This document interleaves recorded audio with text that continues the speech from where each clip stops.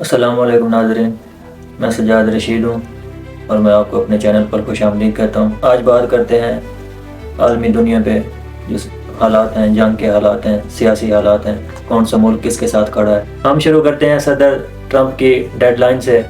صدر ٹرمپ نے جو ایران کو ڈیڈ لائن دی تھی کہ آپ کے پاس منگل کے دن 8 بجے کا ٹائم ہے، ابنائے ہرمز کھولیں اور مذاکرات کریں۔ اب اس ڈیڈ لائن کو ختم ہونے میں کچھ ہی گھنٹے باقی رہ گئے ہیں۔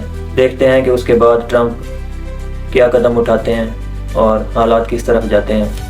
کیا صدر ٹرمپ مذاکرات کریں گے، اپنے اس ڈیڈ لائن پر نظر ثانی کریں گے، یا کوئی ایران میں کوئی بلنڈر کریں گے؟ دیکھیں، اگر یہ کہا جائے کہ صدر ٹرمپ ایران میں کوئی بلنڈر کریں گے تو یہ بھی کوئی غلط نہیں ہوگا، کیونکہ اس وقت صدر ٹرمپ کے اوپر دباؤ ہے، اس کے اپنے ملک کی عوام کا دباؤ ہے۔ اس نے جو یہ بے معنی سی جنگ چھیڑ دی ہے، اور یقیناً اس کے پیچھے اسرائیل تھا۔ اسرائیل کی وجہ سے جو اس نے یہ جنگ چھیڑی ہے، اس کا اس کے اوپر دباؤ ہے، اور جو اسے مالی نقصان ہو رہا ہے۔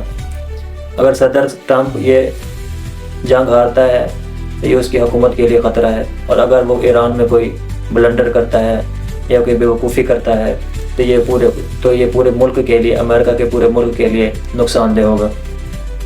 آپ کو پتہ ہے امریکہ کے اندر مڈ ٹرم الیکشن ہونے والے ہیں۔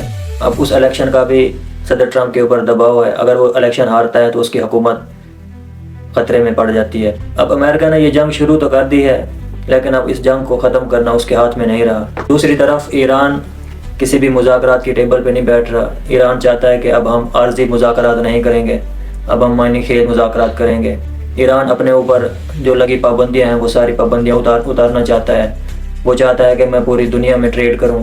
اب ایران اس طرح کے مذاکرات چاہ رہا ہے، لیکن امریکہ کا ابھی بھی یہی موڈ ہے، امریکہ کا ابھی بھی یہی خیال ہے کہ ایران عارضی طور پہ مذاکرات کرے گا، اور جو اب نے ہرمز بند کی ہوئی ہے یا جنگی حالات ہیں ان کو وقتی طور پہ روک دے گا۔ لیکن یہ بھی خبر آئی ہے، صدر ٹرمپ نے ایک پریس کانفرنس کی ہے، اس میں اس نے کہا ہے کہ ڈیڈ لائن ختم ہونے کے بعد مجھے افسوس ہے کہ ایک تہذیب پورے خطے سے نیست و نابود ہو جائے گی، ختم ہو جائے گی۔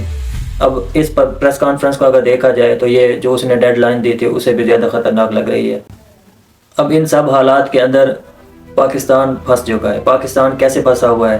دیکھیں، اگر امریکہ ایران کے اندر کچھ کرتا ہے تو اس کا سب سے جو برا اثر ہے وہ پاکستان کے اوپر پڑے گا، کیونکہ ایران کے ساتھ جو سب سے کلوز بارڈر ہے وہ پاکستان کا لگتا ہے۔ اسی لیے پاکستان مذاکرات کی بھرپور کوشش کر رہا ہے۔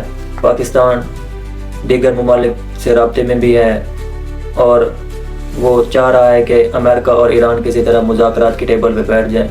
ابھی آج کے دن ہی ایران نے سعودی عرب پہ کچھ میزائل داغے ہیں، اور سعودی عرب کا بیان آ رہا ہے کہ ایران ہمارے اوپر بے معنی حملے کر رہا ہے، اس کا کوئی جواز نہیں بنتا۔ اور ایران کہہ رہا ہے کہ ہم سعودی عرب پہ حملے نہیں کر رہے، ہم وہاں جو امریکہ کی تنصیبات ہیں، جو امریکہ کے وہاں اڈے ہیں، ہم اس کے اوپر حملے کر رہے ہیں۔ پاکستان میں آج کور کمانڈر کانفرنس بھی ہوئی ہے، جس میں army chief general Asim Munir صاحب نے بھی کہا ہے کہ پاکستان اس خطے میں امن چاہتا ہے، اور پاکستان ہر ممکن کوشش کرے گا کہ یہ جو بحران ہے، یہ جو جنگ چھڑی ہوئی ہے، اس کو کس طرح روکا جائے۔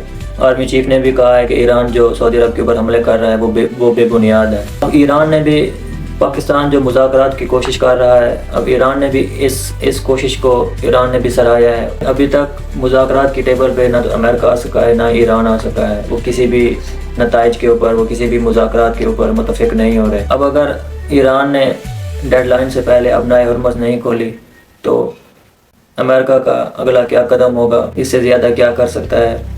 دیکھیں، حملے جو ہیں وہ ویسے ہی جاری ہیں۔ اسرائیل بھی ایران کے اوپر کر رہا ہے، ایران بھی اسی شدت کے ساتھ حملے کر رہا ہے۔ جیسے ڈیڈ لائن نزدیک آتی جا رہی ہے پاکستان کی، اور جو اس خطے میں اور ممالک ہیں ان کی پریشانی میں اضافہ ہوتا جا رہا ہے۔